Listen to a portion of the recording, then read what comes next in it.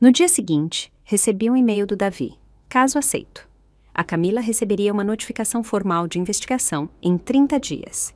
Se as acusações fossem confirmadas, ela enfrentaria uma multa de 5 a 10 mil reais, além de uma mancha no histórico de crédito por 5 anos. Na mesma tarde, o Carlos recebeu uma ligação da irmã da Camila. Ela foi afastada, disse. A empresa acusou ela de roubo de identidade e fraude. Pediram para ela não aparecer na sede por enquanto. Assenti, não disse nada. Ela subiu essa escada sozinha. Deveria agradecer que não chutei para ela cair de cara. Às 3 da tarde, o serviço social ligou de novo. Senhora Whitman, chegamos a uma conclusão preliminar sobre o pedido de tutela falsificado que a senhora denunciou. Uma audiência formal será marcada. Se a outra parte não cumprir, o caso será encaminhado para a promotoria. Obrigada por avisar, disse, calma. Se precisarem de mim no tribunal, estarei lá. E naquele momento soube que tinha vencido. Exatamente às 8 da noite, o Tiago ligou. Coloquei no viva voz e fiz questão que o Carlos ouvisse tudo. Ele parecia um aluno pego colando na prova. Mãe, a Camila pirou. Hoje ela deixou o Caio no meu escritório, disse. Seus pais não falaram que agora o menino é sua responsabilidade? Então cria. Desligou o celular. Não sei onde ela tá. Será que, só por uns dias, você pode ficar com o Caio? Interrompi antes que ele continuasse. Tiago, deixa uma coisa clara. O Caio é seu filho. Não adotei ele. Ele fez uma pausa. Mãe, só dessa vez. Juro que não tem outra opção. Devia ter pensado nisso antes de ela bater a porta e sair, disse fria. Tiago, no dia que cancelei seu cartão adicional, tomei uma decisão. Sua bagunça não é mais meu problema. Você escolheu esse casamento, escolheu essa vida, agora leva. A voz dele subiu, com um toque de desespero. Mas mãe, é seu neto. Eu sei, disse firme. Por isso mesmo você tem que ser o pai dele. Não sou santa. Não sou seu plano B, não mais. A partir de hoje, não atendo mais ligações que comecem com pode me ajudar. As tempestades que você causou não vão me pegar com guarda-chuva na mão. Fiz uma pausa, deixei ele sentir e disse, tranquila, definitiva. Quer ser marido? Para de ser filho da mamãe. Se não conseguir, não espere que eu continue sendo sua mãe. Desliguei. Não tinha espaço para lágrimas, nem desculpas. Não tinha oxigênio para culpa. Abri minha lista de contatos e apaguei o número do Tiago. Depois o da Camila, depois o da Sônia, bloqueei todas as contas que eles usavam para falar comigo. Fui nas configurações e ativei o Não Perturbe para sempre. Essa foi a última vez que pausei o caos deles. De agora em diante, se gritarem, fecho a porta. Se caírem, não seguro. Se quebrarem, observo. Sem comentários, sem interferências, sem boias. A partir de hoje, qualquer um que ousar usar a família como arma para me amarrar de novo vai entender. Não sou sua mãe, sou o acerto de contas que você nunca viu chegar.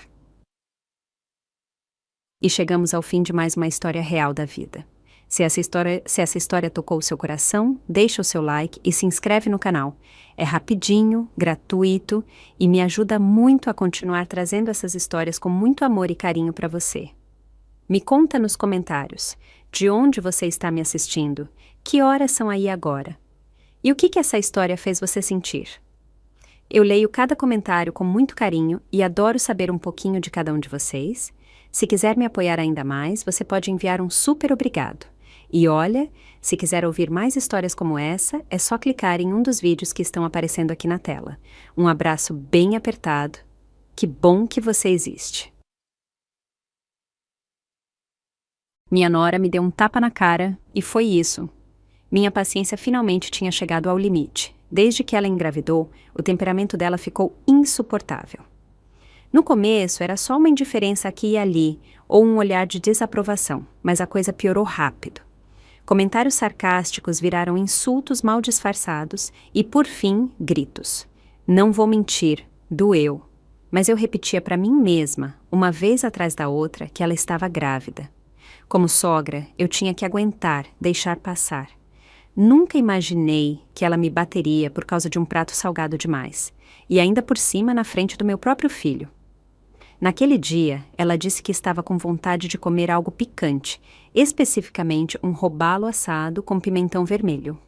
Peguei um ônibus, atravessei a cidade, 7 paradas, só para encontrar o peixe mais fresco. Passei 2 horas na cozinha, preparando tudo com capricho. Quando levei o prato para a mesa, ela estava lá, olhando o celular, com a cara cheia de impaciência. Deu uma mordida, franziu o nariz e largou o garfo com força. Por que tá tão salgado? Não te falei que queria algo leve? Tentei explicar. Foi assim que preparei o prato. Você pediu, lembra? A voz dela subiu. Ela apontou para mim e disparou. Quantas vezes eu tenho que repetir para você entender? Seus ouvidos são só enfeite. Você é inútil. Foi o fim da linha. Não era a primeira vez que ela falava comigo assim. Tirei o avental com a voz fria. Sou velha demais para ficar à sua disposição. Se quer algo feito, faz você mesma. Virei para ir embora, mas ela veio para cima de mim e me deu um tapa forte. A mão dela parecia uma chapa de aço. Ela era personal trainer, e com apenas 1 mês de gravidez, a força dela não tinha diminuído nadinha. Senti um zumbido no ouvido. No mesmo instante, cambaleei para o lado, me apoiando na mesa, mas minha mão escorregou. Minhas costas bateram na quina e eu desabei no chão frio de azulejos. Fiquei ali, atordoada, com uma dor subindo pela coluna e a respiração entrecortada. Ela ficou paralisada. O rosto dela empalideceu. Depois, em pânico, virou para o sofá, onde o Lucas ainda jogava videogame. Amor, a voz dela tremia. Lucas largou o controle e correu para ela. A abraçou. Calma, meu bem, eu te protejo, não vou deixar nada te machucar. Nem olhou para mim. Foi quando o Jair chegou em casa. Desde que me mudei para cuidar dela durante a gravidez, ele também estava por ali. Passava os dias jogando baralho ou tomando cerveja com os velhos amigos do bairro e voltava à noite. A porta abriu e ele me viu ali, caída. A primeira reação dele, franziu a testa. O que você está fazendo agora? Disse, irritado. Lucas e ela relaxaram visivelmente, como se reforços tivessem chegado. Pai, começou Lucas. Agora há pouco a mãe... Mas Jair me cortou, gritando. Estela, para com isso. Você tropeçou e caiu. E agora? Quer que a casa inteira se curve para você? Meus olhos se encheram de lágrimas. Apontei para ela com o dedo trêmulo. Ela me bateu. O rosto do Lucas ficou tenso, mas mesmo assim ele a defendeu. Mãe, não faz isso maior do que é. Ela tá grávida. Hormônios. Só perdeu o controle por 1 segundo. Jair deu uma risada de deboche antes que eu pudesse responder. Ela tá grávida do nosso neto. Você tá aqui para ajudar, não para fazer drama. Depois, virando para ela, suavizou o tom, como se falasse com uma criança. Elisa, meu bem, cuidado da próxima vez, tá? Não usa as mãos. E se você se machucar ou machucar o bebê? Ela apertou os lábios, mas um sorrisinho de satisfação surgiu no canto da boca. Entendido. Obrigada. E ainda me lançou um olhar de triunfo silencioso. Me apoiei nos azulejos gelados e me levantei, sentindo mais frio por dentro do que o chão sob mim. 30 anos de casamento, mais de 2 décadas criando um filho. E naquela casa eu valia menos que um cachorro. Para eles, eu era só uma empregada que ficou tempo demais. Lucas, vendo que eu estava de pé, passou o braço em volta dela, como se nada tivesse acontecido. Tá vendo? Eu te disse, ela tá bem, só tá sendo dramática. Ela revirou os olhos e se aninhou contra ele. Jair bateu na mesa. Estela, se o jantar tá pronto, traz logo. Tô morrendo de fome. Jantar. Que piada. Agarrei a borda da mesa e a virei com uma mão. O robalo com pimentão vermelho que eu tinha preparado com tanto cuidado, junto com o resto da comida, desabou no chão. Os pratos se espatifaram. O molho espirrou para todo lado. Eles ficaram congelados. Peguei meu celular. Minha voz era gélida. Já chamei a polícia. Agora eles acordaram. Jair berrou, batendo na mesa. Você tá louca? Estragou o jantar inteiro e agora chama a polícia? O que os vizinhos vão dizer? Lucas entrou em pânico. Mãe, por favor. Não foi sério. Foi só um deslize. Não precisa mandar ela para a cadeia. Os lábios dela empalideceram. Eu não quis. Jair gritou mais alto que todos. Cancela essa chamada. Diz que discou errado. Todos gritavam ao mesmo tempo. Minha cabeça latejava, como se tivesse um enxame de abelhas zumbindo no crânio. Sentei no sofá, segurando a cabeça, sem entender direito. E foi ali que a polícia chegou. Tudo ficou preto.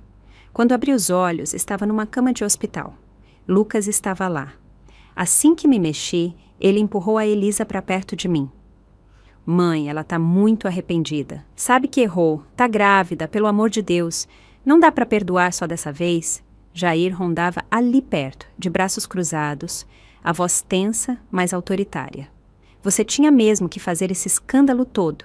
Chamar a polícia é vergonhoso. Quando eles chegarem, você vai dizer que caiu. Ponto final. Elisa ficou paralisada ao lado da cama, os olhos arregalados, em silêncio. Virei a cabeça e fechei os olhos. A voz do Jair subiu, com aquele tom de comando que eu conhecia tão bem. Estela, tá me ouvindo? Ele ainda achava que eu era a mesma mulher que sempre cedia, que ficava quieta, obediente. Mas aquele tapa me acordou.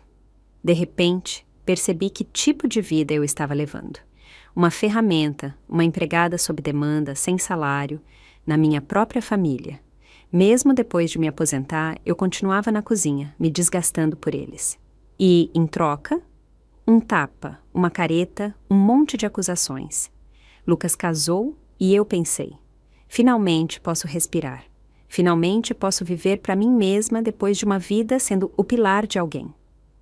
Mas ali estava eu, com 65 anos, ainda engolindo humilhações, ainda agarrada à ilusão de família, ainda calada depois de um tapa, enquanto os homens da casa olhavam como se não fosse nada demais.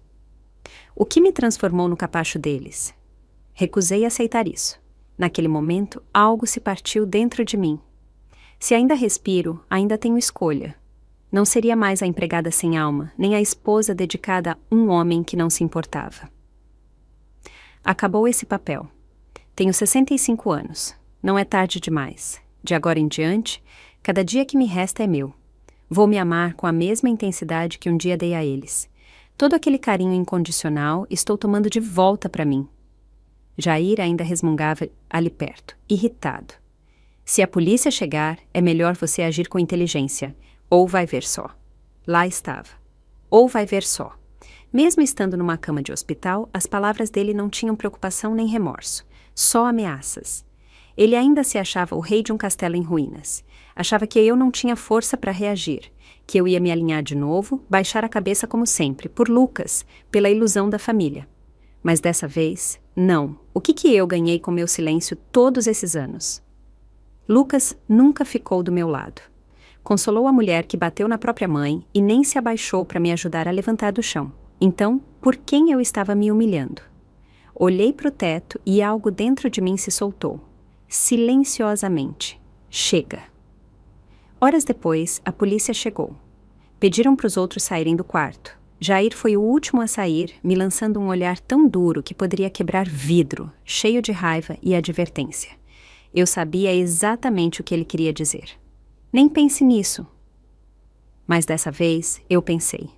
Contei tudo aos policiais, do começo ao fim, com calma, com clareza, sem drama, só fatos. Então, entreguei as gravações de vigilância, que eu tinha instalado num canto da sala. No começo, era só uma precaução, algo que fiz discretamente, por via das dúvidas. Agora, era minha salvação. Os policiais assentiram enquanto anotavam. Também aceitaram o laudo médico, concussão leve, trauma contuso na região lombar e hematomas no cotovelo. Me informaram que interrogariam os envolvidos. Mais tarde naquela noite, Jair e Lucas voltaram. Os dois pareciam nervosos. Na mão do Jair, uma declaração de perdão, cuidadosamente impressa. Ele nem tentou se acalmar. Que diabos está acontecendo com você, Estela? Tá louca? Levou essa palhaçada pra polícia? Agora o bairro inteiro sabe. Que vergonha. Me olhou como se eu tivesse o apunhalado pelas costas, mas tudo o que senti foi nojo. Lucas puxou a manga do pai, discretamente, com um olhar de aviso. Jair resmungou, mas recuou. Lucas suavizou a voz, tentando parecer razoável. Mãe, não tô dizendo que ela estava certa. O que ela fez foi errado, mas ela tá grávida. Você não pode esquecer isso, só dessa vez. Ele deslizou o papel pela mesa.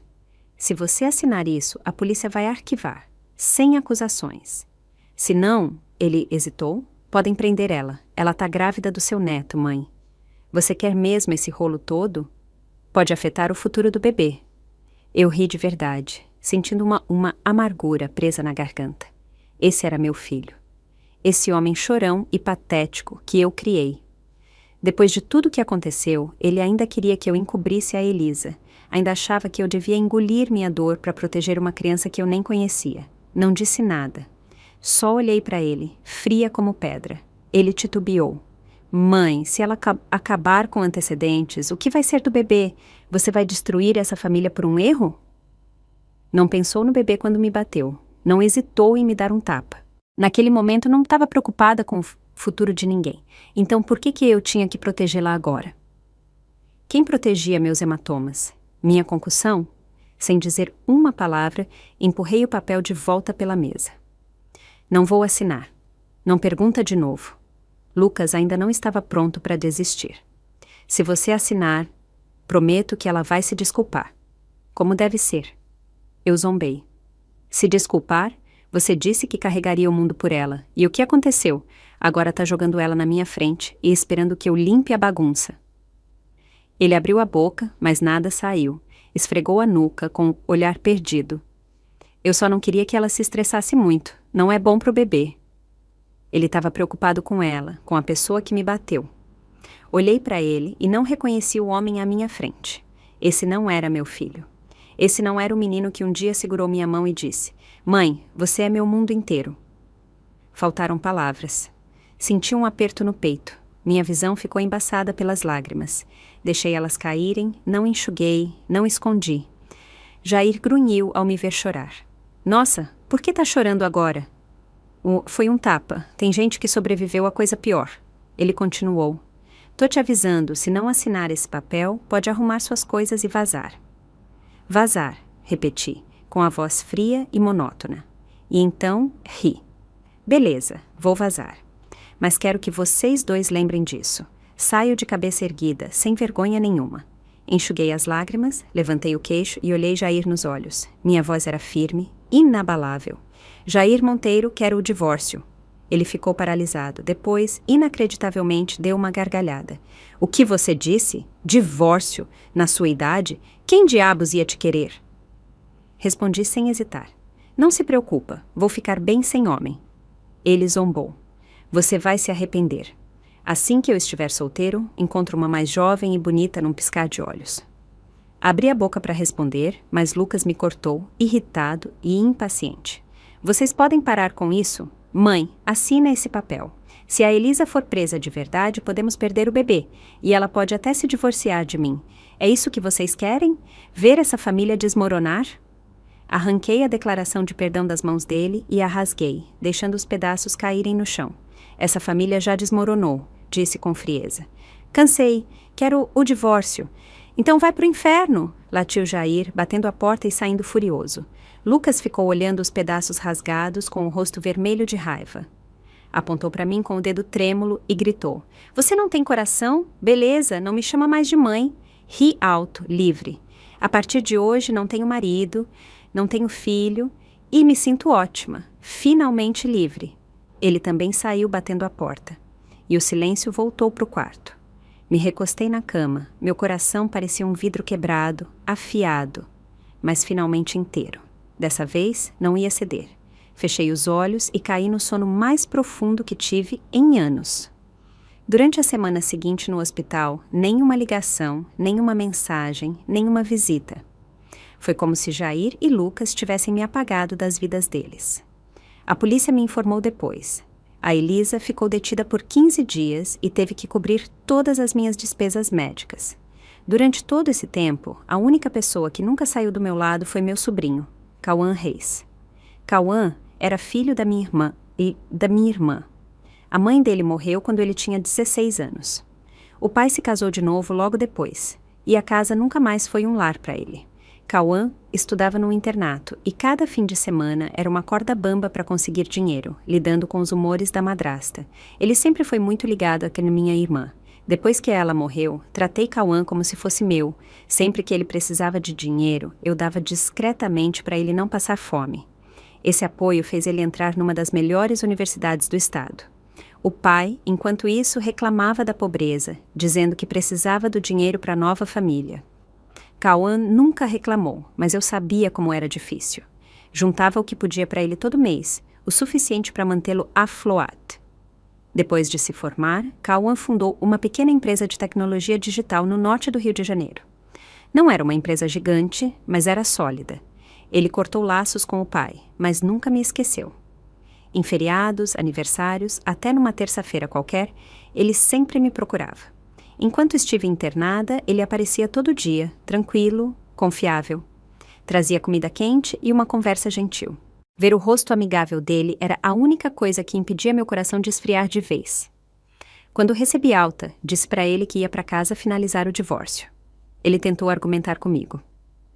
Tia Estela, se der para conversar com calma, não se precipita. Mas, ao ver a determinação no meu rosto, não insistiu. Só disse calmamente: então eu vou com você. Cruzamos a porta de casa e uma xícara de cerâmica voou na direção da minha cabeça.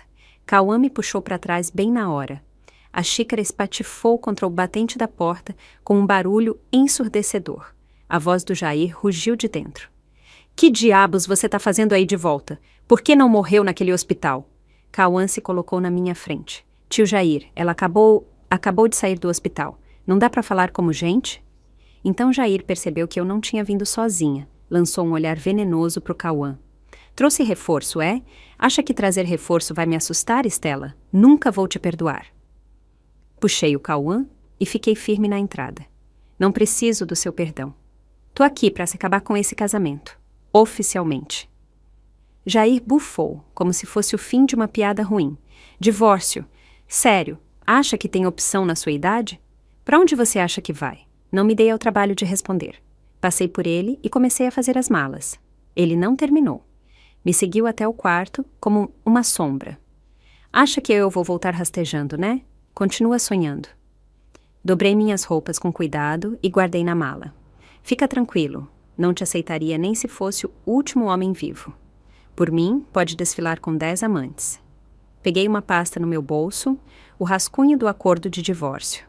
Entreguei para ele. Essa é a versão preliminar. Temos a casa e uns 100 mil em economias. Escolhe uma.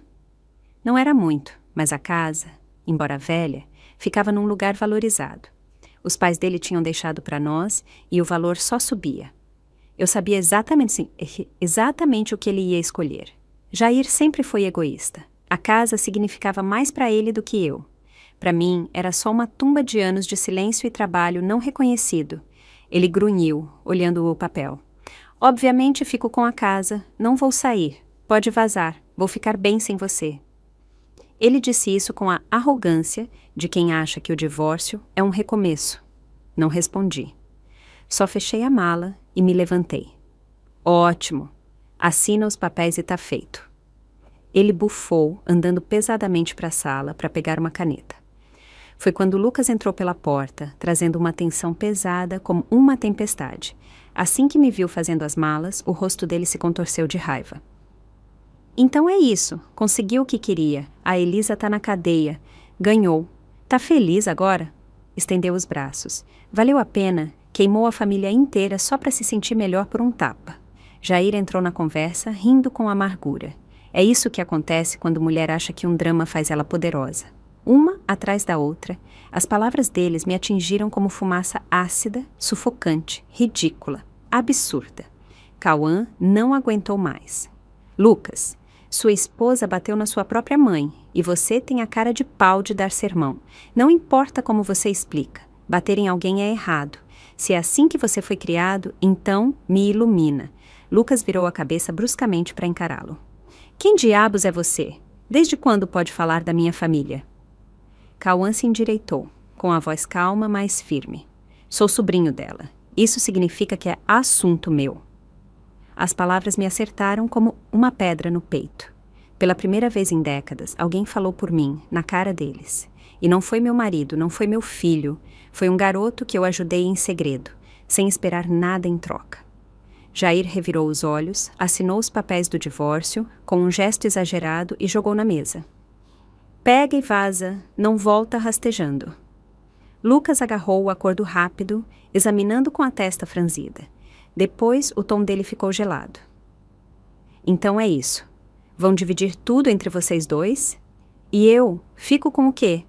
A casa, as economias, isso era para ser meu um dia. Como vocês podem me deixar assim? Que piada! Ele não perguntou se eu estava bem? Não se importava com como eu tinha vivido. Só queria saber se a herança dele estava intacta. Eu achava que essa família nunca ia desmoronar, então considerava todos os bens como garantia. Mas agora, vendo que limites definitivos estavam sendo traçados, ele entrou em pânico. A voz do Jair suavizou, tentando acalmá-lo. Lucas, calma. Do que você está falando? A casa vai ser sua um dia. Claro que sim, não se altera. Mas Lucas não engoliu. O olhar dele ia do Jair para mim, e de repente ele se decidiu. Não me importa como vão dividir. Quero a escritura da casa transferida para mim e os 100 mil na minha conta. Se precisarem de dinheiro, vem pedir para mim. Inacreditável. Nem olhei para ele. Só me aproximei e arranquei os papéis da mão dele. Tô dividindo bens, não herança. É uma decisão que tomo enquanto vivo, e você não tem voz nisso. Se quer algo, tenta sonhar. Virei pro Cauã e senti. Vambora, já perdemos tempo demais aqui. Cauã pegou minha mala e caminhou comigo para a porta. Lucas se virou, com os olhos brilhando. Tá tentando roubar minha mãe. Acha que não vejo o que você quer? Se tá atrás do dinheiro dela, juro que foi a última vez. Olhei firme nos olhos dele, com a voz baixa e fria. Esse dinheiro é meu. Dou para quem eu quiser, e você não controla mais nada. Esse filho meu tinha sido mimado, a ponto de não ser mais reconhecível. Saímos. Cauã abriu a porta do carro e se sentou, colocando o cinto antes de virar para mim. Para onde, tia Estela? Dei um sorriso maroto. Dirige, tá tudo arranjado. Indiquei o caminho e chegamos a um bairro residencial tranquilo. Calçadas limpas, gramados bem cuidados. Alguém passeava com o cachorro na mesma quadra, outro cortava arbustos. A casa era uma charmosa casa térrea com um jardim privativo na entrada. Pertencia à minha velha amiga Clara Campos, que tinha se mudado para Portugal há 10 anos. Raramente voltava, mas nunca vendeu a casa. Não conseguia se desapegar, mantinha tudo impecável. Semanas antes, numa ligação, contei para ela que queria um lugar para recomeçar. Sem hesitar, ela me enviou as chaves, sem contrato de aluguel, sem nada. Só com um pedido. Cuida do jardim por mim. Entrei numa sala de estar clara e espaçosa. A luz do sol entrava pelos janelões, lançando um brilho suave no chão de madeira. Lá fora, o jardim estava em plena floração. Uma mesa redonda de pátio ficava sob um pergolado. 2 cadeiras brancas de vime. Um aquário contornava a parede internas. Alguns peixinhos dourados deslizavam pela água, refletindo o céu como uma pintura viva. Embora a Clara passasse quase o ano todo fora, contratava um serviço profissional para limpar a casa e cuidar das plantas. Agora que eu tinha me mudado, essas tarefas viraram parte da minha vida. Não um peso, mas uma oferta de paz. Cauã estava no jardim, andando devagar. Tia Estela, esse lugar é um paraíso. É 1000 vezes melhor que nosso AP escritório. Ri, com a voz leve e livre. Aparece quando quiser. Eu cozinho. Você me ajuda a consertar o pergolado e os canos d'água. Ele sorriu. Fechado. Acenei enquanto ele ia embora. Depois, vesti uma roupa confortável, fiz uma xícara de chá e levei meu alto-falante para o jardim. Uma música suave tocava, o vento balançava as flores. O sol era quente, mas não escaldante. Pela primeira vez na vida, senti que o próprio tempo tinha decidido me tratar com carinho. Meu Deus, então a vida podia ser assim. Eu tinha passado a vida ocupada sendo esposa, mãe, empregada, guardiã do mundo de alguém. Tão ocupada que nunca parei para me perguntar o que eu queria. Passei anos achando que não era suficiente, que os outros tinham que ditar as regras. Mas agora entendi. Ninguém é superior, ninguém tem o direito de tirar minha liberdade. O tempo é justo, dá a cada um as mesmas horas num dia, o mesmo número de dias numa vida. Então, por que eu não deveria gastar o resto da minha em mim? Na tarde em que a Elisa saiu da cadeia, a luz do sol estava quase perfeita demais, como se escondesse algo. Eu estava podando flores no jardim quando ouvi a campainha. Cauã abriu. Não ouvi tudo, só a voz baixa dele dizendo: Fala você mesma. Ela não te deve nada.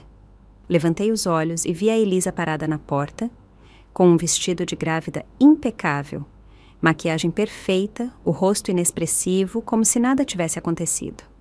Ela entrou devagar, sentou na cadeira na minha frente, com as mãos na barriga, e me deu um sorriso educado, daqueles que a gente dá para um estranho no banco. Vim conversar, disse. Não respondi. Continuei cortando as flores. Ela esperou alguns segundos antes de falar de novo. Sei que o que aconteceu te magoou, mas já passou. O Lucas disse que, se você é tão madura quanto diz, deveria deixar para lá. Finalmente levantei os olhos, com a voz sem calor. Você tá aqui para conversar ou para me pressionar? A boca dela se torceu. A irritação brilhou nos olhos. Só acho que isso não deveria continuar afetando nossa família, especialmente o bebê. Larguei as tesouras de podar e olhei para ela, sem dizer nada. A expressão dela endureceu. Então mudou de tática. Você já conseguiu o que queria. Fui presa. O Lucas e o Jair estão à beira de um colapso. O que mais você quer? Olhei firme para ela, com a voz fria e calma como gelo no inverno. Acha que chamei a polícia por vingança? Ela levantou o queixo. Não foi? Peguei uma pasta na mesa e tirei uma cópia do relatório policial, junto com fotos dos hematomas na minha testa, costas e cotovelo. Ela hesitou e não tentou pegá-los. Coloquei os documentos bem na frente dela. Os originais já estão arquivados no meu advogado. Se você levantar a voz para mim ou se aproximar de forma ameaçadora de novo, meu advogado vai pedir uma ordem de restrição e, com ela, a revogação da sua guarda. Pela primeira vez, vi algo tremer nos olhos dela. Os lábios dela estremeceram levemente. Continuei. E você planejava voltar para o mundo fitness, né? Fiz cópias de segurança das gravações de vigilância onde você me bate. Se insistir, envio elas anonimamente para todos os seus possíveis empregadores. Vamos ver como ficam nas redes sociais. O rosto dela empalideceu. Foi como se eu tivesse dado um tapa nela. Só que dessa vez não deixou marca, só silêncio. Fiquei de pé, calma e pensativa. Não esquece. Seu próprio advogado te mandou ficar quieta e obedecer. Se for esperta, não joga seu futuro fora por causa do seu pavio curto. Ela me encarou, furiosa, mas em silêncio. A raiva nos olhos não combinava com os ombros caídos, derrotados. Da porta, Cauã falou com voz monótona. Se terminaram, pode ir, por favor. Gostamos da paz aqui. Ela me lançou um último olhar cheio de ódio. Depois girou nos calcanhares e tropeçou de leve no batente ao sair. A porta se fechou atrás dela. Não sentei. Recolhi os documentos em silêncio e guardei na gaveta. Meus movimentos eram leves, mas por dentro eu me sentia firme, ancorada. A mulher que eu era antes tinha medo dela, não pela força, mas porque eu me agarrava à ilusão de que ainda éramos uma família, que, se ficasse calada, poderia preservar algo inteiro. Mas hoje entendi que família nunca foi segurança, era controle. Agora eu tinha um lar, proteção legal e a vida que escolhi. Acima de tudo, tinha poder. Cauã entrou com uma xícara de chá, sorrindo. Esse discurso que você deu, épico. Sorri. Ela pode não respeitar as pessoas ainda, mas vai aprender a temer as consequências. Ele sentou do meu lado, sério. Tia Estela, você não é mais a mesma mulher de antes. Assenti. Não, finalmente descobri. A verdadeira liberdade não é ser barulhenta, é saber quando lutar e quando cortar o que não te serve. Lá fora, a brisa balançava os samambaias pendentes como se concordassem. 3 dias depois que a Elisa foi embora, marquei um encontro com o Cauã para visitar um escritório de advocacia no centro. Minha advogada, Camila Henriques, era uma mulher de uns 50 anos, com óculos de armação dourada e uma voz calma como um lago, mas cada palavra afiada como bisturi. Sobrevivente de violência doméstica, ela agora se especializava em planejamento patrimonial e proteção legal para mulheres idosas. Senhora Monteiro, disse assim que sentei, você não precisa só proteger seu dinheiro, precisa eliminar qualquer influência que alguém possa tentar usar contra você. Assenti. Quero tudo selado, sem brechas. Ela redigiu um novo testamento na hora. Minha conta de aposentadoria, minha nova conta de poupança, tudo no meu nome. Os beneficiários, 2. Metade para o Fundo Estadual de Abrigos para Mulheres e para a Iniciativa de Hortas Comunitárias. A outra metade para o Cauã. Ver o nome dele ali trouxe uma paz que eu não sentia há anos. Não estava punindo o Lucas, estava honrando uma verdade. Quem me viu, me respeitou e me apoiou quando eu estava no fundo do poço foi o Cauã, não meu filho. Depois de assinar os documentos, Camila levantou os olhos e disse: envie cópias para o Jair e para o Lucas. Não porque eles precisam responder, mas porque você precisa que eles saibam que não tem mais direito à sua vida. E foi o que fiz. 2 envelopes pardo, 2 cartas de apresentação. Sem desculpas, sem explicações, não esperei resposta, não precisava. Alguns dias depois, Cauã passou para me ajudar a instalar o novo sistema de irrigação no jardim. Depois de ajustar a válvula, enfiou a mão no bolso e me entregou 2 recibos. Ambos receberam o correio. Disse: foi tudo e foi suficiente. Justo quando pensei que finalmente podia me acomodar em paz, Lucas ligou. Mãe, começou com uma voz sem o fogo de sempre, na verdade com uma doçura estranha. Conhecia esse tom. Ele sempre usava quando queria algo. Acabei de ver a cópia do testamento que você mandou. Sério que vai dar o dinheiro todo? Nem perguntou se eu concordava. Dei uma risada seca. Perguntar? Desde quando preciso da sua permissão para gastar o dinheiro que eu ganhei? Ele fez uma pausa e o tom endureceu. Sou seu filho. Como pode dar tudo para um estranho? Quem é o Cauã para você? Respondi sem pestanejar. Cauã é minha família, você não. Silêncio na linha. 3 segundos longos. Depois, a explosão. Tá louca? Sou seu filho. Não pode me largar assim. Juro por Deus que te declaro incapaz e te interno num asilo. Não vai tocar num centavo. Ri alto, às gargalhadas. Depois, disse com calma e clareza. Talvez você deva falar com seu advogado antes. O que você está fazendo agora? Isso se chama coerção financeira. Intimidação de idoso. Essa chamada está sendo gravada. Tá me gravando? Isso é crime, disse ele.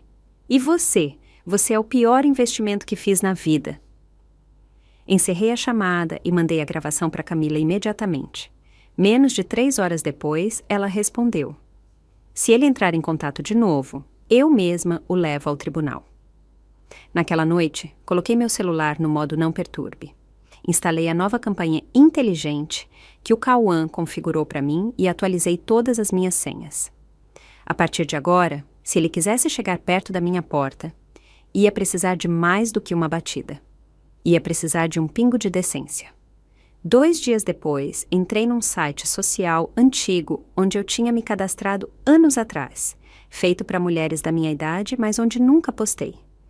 Usando um novo nome de usuário, fiz meu primeiro post público.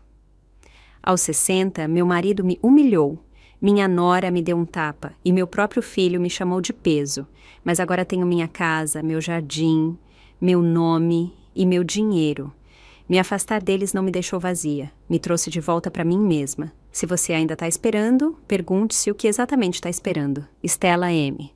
Não esperava que muita gente visse, mas em 3 dias já tinha sido compartilhado mais de 1000 vezes. Os comentários não paravam de chegar. Uma mulher escreveu: você é o motivo de eu ter pedido divórcio hoje de manhã. Outra disse: vou imprimir sua frase e colar na geladeira. Algumas heranças se ganham com respeito. Lendo aquelas palavras, ouvindo aquelas histórias, percebi uma coisa: eu não estava sozinha. Só dei voz ao que tantas mulheres tinham medo, cansaço ou condicionamento demais para dizer em voz alta. Algumas semanas depois, saquei uma pequena quantia da minha poupança pessoal e fui até o escritório de matrículas da Escola de Design Floral da cidade. A recepcionista sorriu, gentil. Quer aprender a fazer arranjos para decoração de casa? Devolvi o sorriso. Não, quero aprender um pouco da vida por mim mesma. Ela piscou, depois sorriu largo. A melhor resposta que ouvi na semana.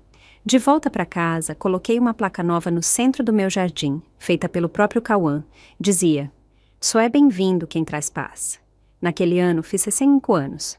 Se me perguntarem se me arrependo de algo, digo que sim. Claro que sim. Me arrependo de ter aprendido a aguentar cedo demais e de ter me afastado tarde demais. Mas, graças a Deus, não era tarde demais. Minha vida agora é incrivelmente simples. Acordo, faço um café puro, colho rosas frescas do jardim. À tarde, visito a biblioteca municipal e folheio revistas. Às vezes, passo numa floricultura e compro um pequeno buquê de tulipas. À noite, sento no meu jardim, ouvindo o vento sussurrar no bambu. Vejo os peixinhos dourados fazendo ondas na água, sem interrupções, sem ordens, sem culpa. Não sou mais a mãe do Lucas, não sou mais a esposa do Jair, não sou nada da Elisa. Sou Estela, uma mulher que finalmente vive com o próprio nome. Lucas nunca mais me procurou. Ouvi que a Elisa tentou voltar para o antigo emprego no ginásio. Foi recusada por questões de reputação. Não sei se o vídeo vazou ou se ela simplesmente se sentiu culpada. De qualquer jeito, agora ela sabe. Nunca mais vai me controlar. E o Lucas ficou em silêncio. Talvez tenha percebido que eu falava sério. A resposta final dos dois foi o silêncio. Um corte limpo e afiado. E eu não me senti triste, porque quando mais precisei deles, eles olharam para o lado. Agora finalmente entendo. Só porque alguém compartilha seu sangue, não significa que é sua família. Família é quem te levanta quando você cai. Quem está na sua frente, não atrás. Alguém como o Cauã.